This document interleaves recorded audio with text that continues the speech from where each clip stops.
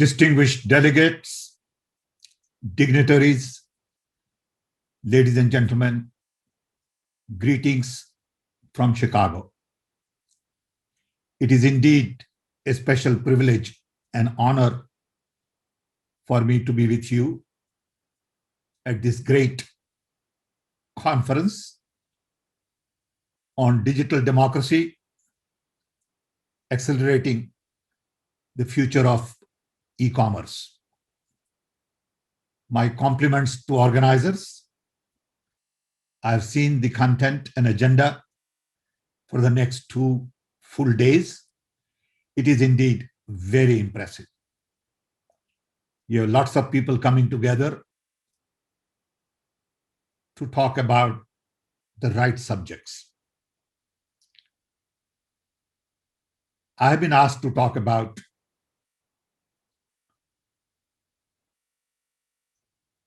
basically on hyperconnectivity and the future of e-commerce as it relates to hyperconnectivity. I do want to talk a little bit about digital democracy as well. So let's begin with the idea of hyperconnectivity. Today, India is a nation of connected billion. Not too long ago, we just had 2 million telephones, and it used to take 10 years to get a telephone connection. So Indian engineers, entrepreneurs, and policymakers have really come a long way in connecting India. But we need high-speed connectivity, fiber optics network, improved accessibility, not only in urban India, but also in rural India, and many more smartphones, laptops, and other devices to take advantage of hyperconnectivity. Connectivity is all about openness, accessibility, democratization, decentralization, networking, and ultimately transformation. Connectivity is transforming almost everything around us. And e-commerce is one major area which is going through substantial transformation all over the world. India has also started very aggressively on e-commerce with big companies like Amazon, our own Flipkart, Alibaba, and so many little other mid-sized operations in e-commerce is giving new life to this whole new business. It is a little too early to see how it is going to unfold. But the future is definitely going to be very bright over a long-term period for e-commerce. And e-commerce is really all about simple things like convenience, comfort, flexibility, quality, cost, security, safety, and ultimately improved services that offer new opportunities to lots of people in the business.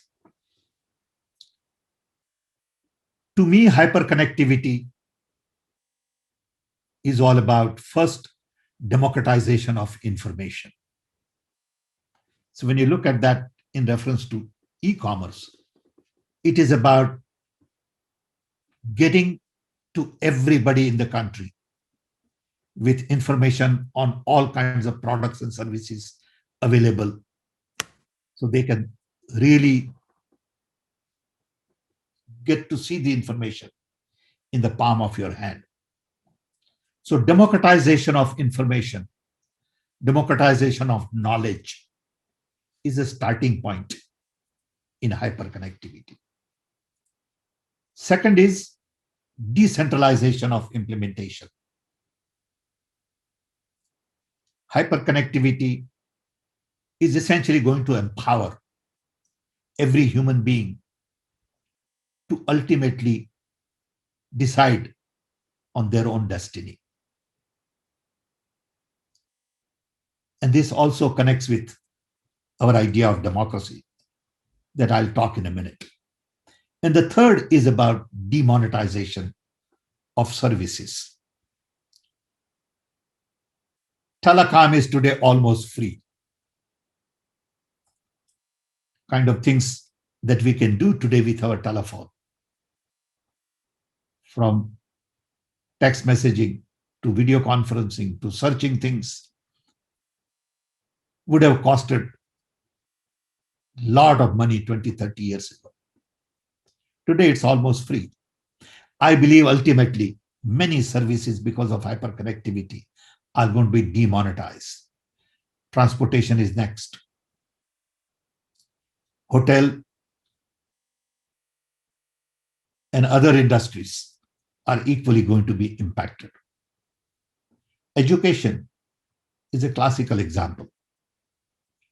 Why does it cost $200,000 to get an MBA? So education is going to be demonetized. Health is going to be demonetized.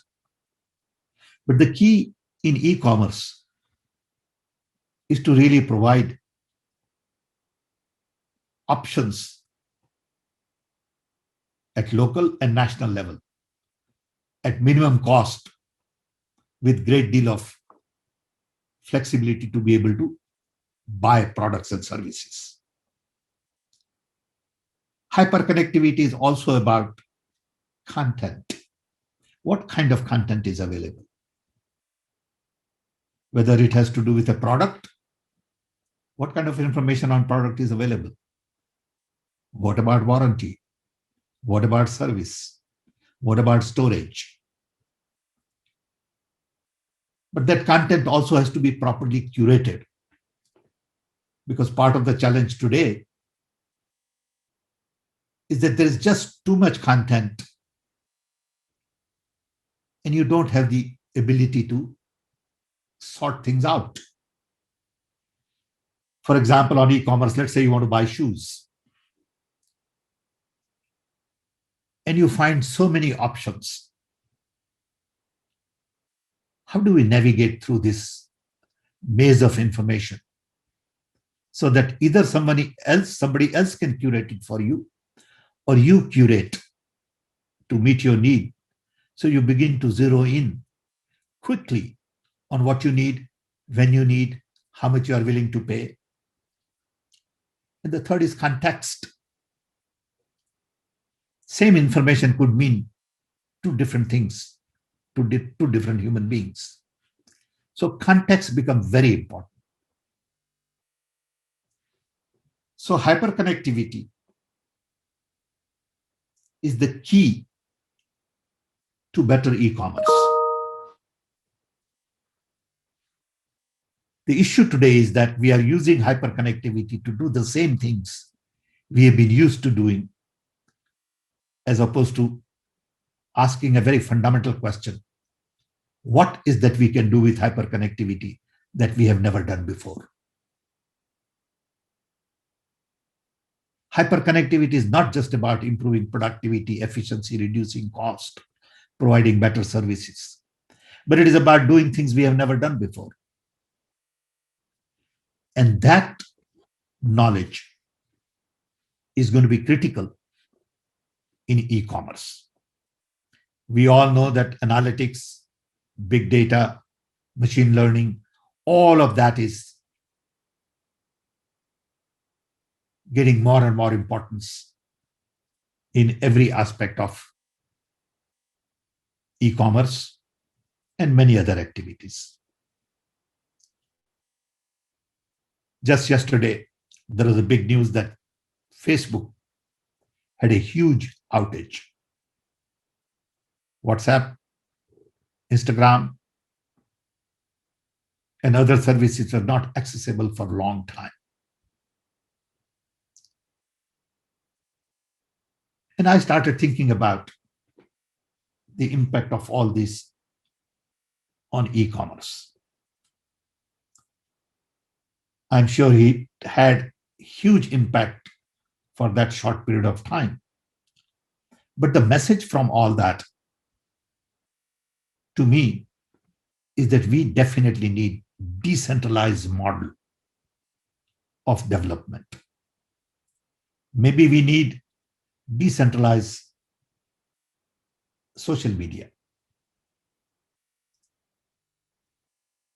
And when you look at that, you begin to realize that part of the problem in social media, as it is today, is unauthenticated behavior.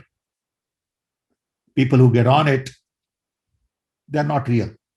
I know that in my own case, there are about 8 different Facebook pages on Sam Pitroda. I don't even know who these people are. They tweet on my behalf. People criticize them as if I have said something. Unauthenticated behavior on e-commerce is going to be a challenge in the long run. Your main focus at this conference is on digital democracy. I worry about our idea of digital democracy world over. Democracy is all about freedom. Democracy is all about justice, equality, inclusion, diversity.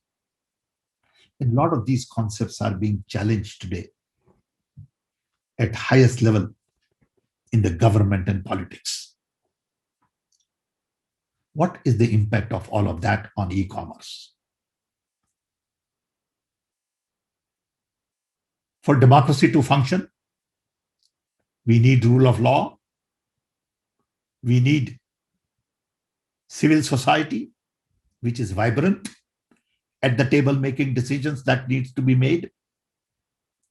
We need scientific temper, and we need institutional autonomy.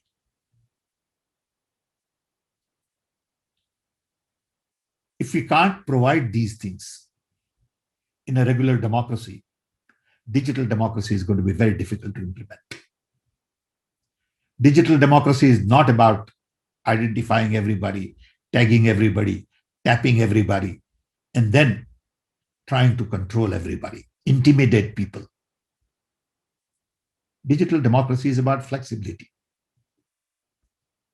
And you want all of that to be translated into e-commerce. I see a great connection between digital democracy and e-commerce.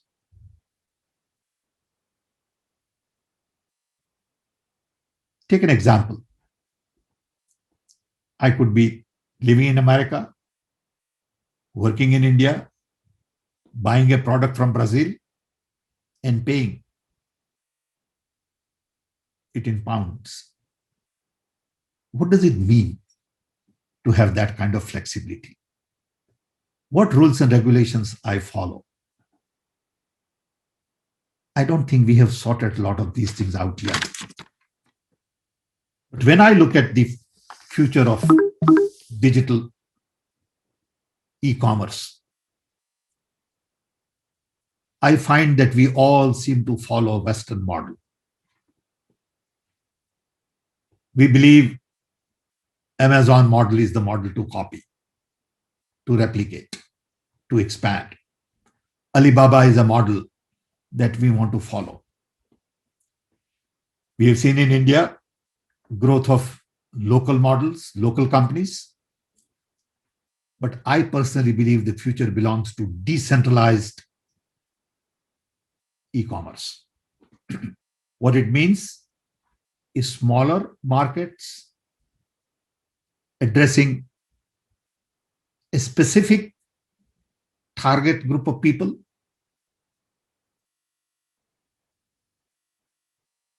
sometimes in local language.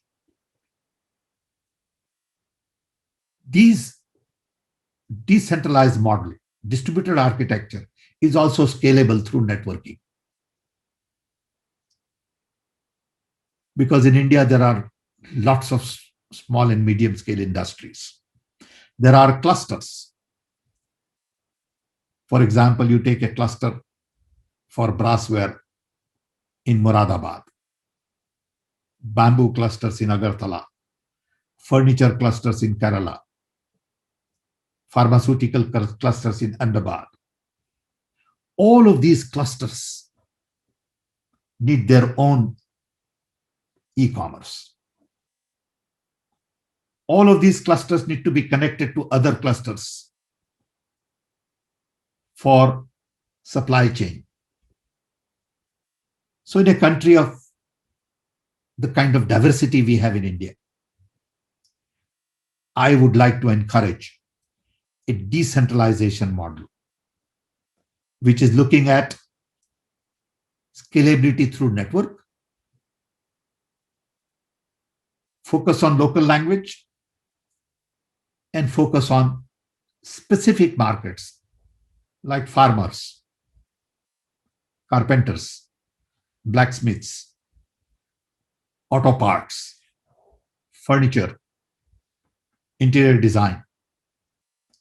Because there are so many different things. You take, for example, Indian textile.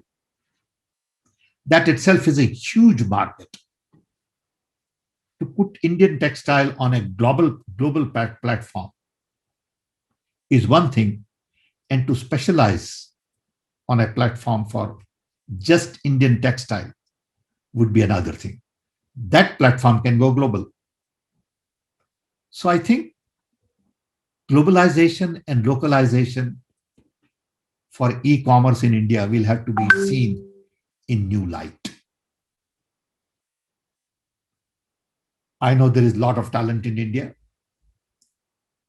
We have a great deal of software expertise, and we need to put that expertise to work to really benefit people at the bottom of the economic pyramid. The present model is designed to really benefit people at the top of the pyramid.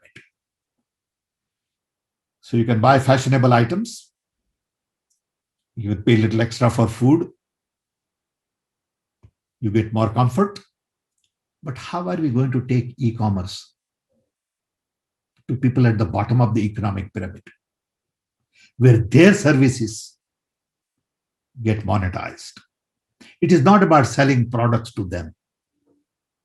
It is more about giving opportunities and income to them through e-commerce to really improve income and quality of life for them. This is a major challenge. I don't think we have given enough thought to it. Unless and until we improve income of the poor and systematically shift income from urban to rural, we are not going to be able to lift millions and millions in India from poverty. I worry about the present model because present model is clearly focused on high-level items, urban population, richer group of people, and fancier products. The challenge is going to be able to take a decentralized model in local language to really give opportunities to poorest of the poor. On one hand, we have lots of talent. On the other hand, you can't find talented people. I know it is difficult to find a carpenter in India, a welder, a plumber. And it's not just a challenge of training them. It is also a challenge of connecting them to the right opportunities at the right level to really enhance their income. Another area that I'm concerned about is the payment. Again, we have taken the Western model of payment, where there are lots of gatekeepers. Credit card is a classical example. When you pay with credit card, somebody out there takes 1, 2, or 3% commission without adding much value. All payment networks are designed to take a cut. And for poor people, every bit of commission means loss of income.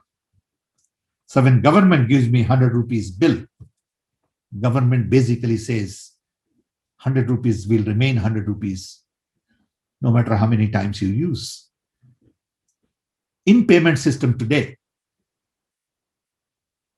100 rupees bill, if I use, it becomes 98 because somebody has taken 2% commission.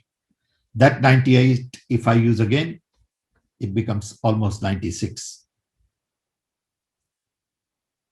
This model is okay for the people at the top of the pyramid. This model needs rethinking for the people at the bottom of the pyramid. What does it mean? It means introduction of digital payment of a different type, which does not lose its value, nor it is speculative, like Bitcoin. What is it? Today, everybody is into Bitcoin or its equivalent, cryptocurrency. But cryptocurrency has several disadvantages, mainly speculation, stability.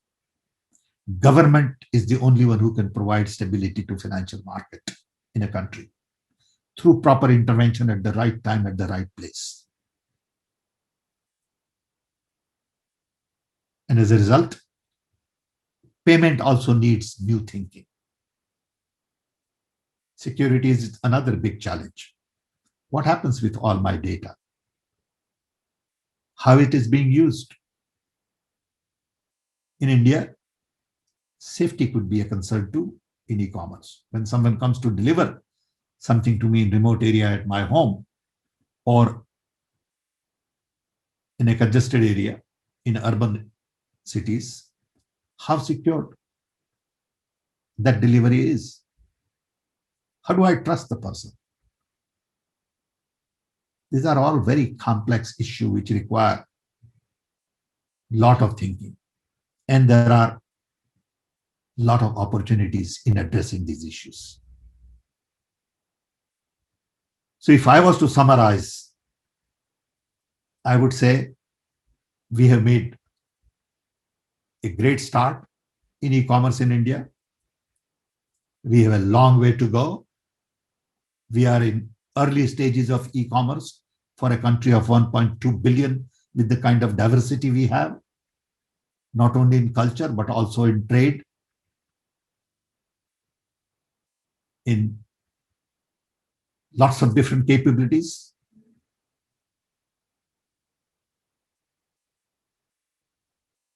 We will only be able to capitalize on this if we begin to think of new architect for e-commerce in India. New architect that focuses on SME, that focuses on unorganized sector, labor in local language, with clear understanding of improving income of the poor. Of course, what is going on today in terms of Amazon and Alibaba and Flipkart will continue. And both of these could live side by side. But the focus in India has to be on a new architecture which is decentralized, localized, customized for a market.